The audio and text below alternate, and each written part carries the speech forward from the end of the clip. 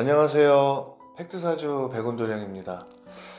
2022년 이민년 원숭이띠의 운세를 알아보겠습니다. 원숭이띠를 보면 고독한 기운의 아이콘, 역마의 기운이고 발전된 도시에서 바쁘게 살아가는 기운입니다. 대체적으로 목적을 향해서 질주하는 강력한 성질, 성품, 이걸 가지고 있는데 어떤 상황에도 물러섬이 없어요. 고집스러운 외로움이 이미 좀 베이스에 좀 깔려 있어서 목적지를 향해 전력의 기운으로 발복합니다. 내년 이민년에는 개인 사업보다는 직장 다니는 분, 이 조직에서 일하시는 분, 그 조직 말고요. 이런 분들은 형권, 말 그대로 권위가 있는 직책에 올라가고 신분이 좀 상승한다. 진급과 관련되는 분들은 조금 희망적인 소식이라고 볼 수 있어요. 원숭이띠 운세 중에 음력 4월생, 이분들은 조금 조심하셔야 돼요. 일단 열받을 일이 좀 있고 나쁜 경우에는 큰 싸움에 휘말리거나 주먹질, 피보는 일과 연관되기가 쉬워요. 대인 관계 속에서 이런 일들이 생길 수 있는데 사주의 구성이 좀 안 좋은 경우에는 형사법에 어긋나는 이런 일들이 벌어져서 관제수, 요 가능성이 좀 높습니다. 이민년에는 공공직, 국가기관 또는 대기업에 관련한 직업성은 굉장히 좀 상승하는 운세고요. 아주 운기가 높아서 운이 발복하는 운이다 라고 할 수 있습니다. 원숭이띠 나이별로 알아보겠습니다. 2004년생, 대화로 해결하면 원만하게 결말을 볼 수 있다. 이건 폭력적인 상황에 부딪히고 깨지는 기운이 많아서 일단 관제수를 좀 조심해야 하는데 부딪히는 일들이 좀 많다고 봐야 돼요. 새로운 만남의 인연 속에는 좀 주인공의 기운을 좀 가지고 있어요. 인연을 모아서 리더로 올라서는 기운이 좀 다분하고요. 또 그 인연법들을 모아서 팀을 결성하거나 이런 모임을 결성하는데 중책을 맡거나 또는 직접 지휘하는 일들도 있을 수가 있어요. 한참 공부해야 되는 이런 시기이기 때문에 정치 관련, 시위단체, 특별한 모임은 조금 문제가 되겠죠.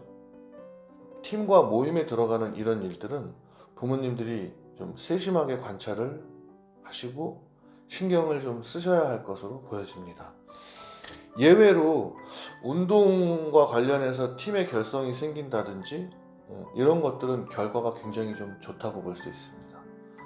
92년생, 인생에 있어서 그 무엇보다 좀 한층 높은 레벨로 올라가는 단계, 이렇게 좀 이런 단계로 좀 진입한다고 보면 돼요.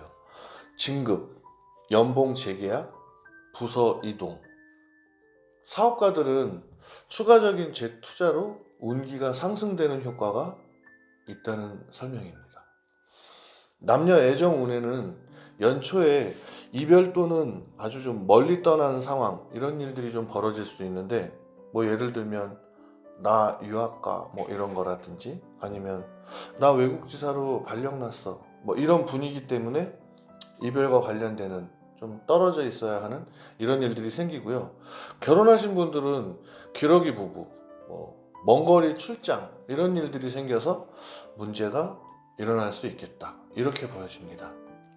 투자받는 사업은 서류적인 문제, 인허가 관련 좀 필수적으로 잘 확인하셔야 되고 틈틈이 좀 이런 사기수 이런 게 걸릴 수 있어서 문서에 대한 확인을 좀 잘 하셔야 할 것 같아요. 급변하는 기운이 많은 한 해이기 때문에 특별히 관제를 조심해야지 되는 한 해라고 보여집니다. 80년생, 솔로이신 분들은 새로운 인연의 만남, 이런 에너지가 좀 굉장히 좋아요. 또 결혼을 안 하신 분들은 나이상 좀 급하게 결혼을 해야 되는 어떤 에너지가 있거나 또 만나자마자 또 강하게 빨리 사랑에 빠지는 이런 상황도 좀 벌어질 예상이에요. 포상받는 에너지, 보너스, 인센티브, 금전의 플러스 알파, 이런 기운이 있어서 조직 내에서, 회사 내에서, 팀 내에서 특별한 혜택을 받는 에너지가 있고요. 신규 사업에 대한 부분에서도 아주 좋은 에너지가 흐르게 됩니다. 68년생 투자의 기운이 좀 있어요. 부동산 관련 투자라면 굉장히 좀 막강한 힘인데 내 집을 마련한다든지 아니면 내 집을 매매해서 팔고 다른 것을 또 사려하신다든지 이런 부분에서 좀 굉장히 좀 좋고요.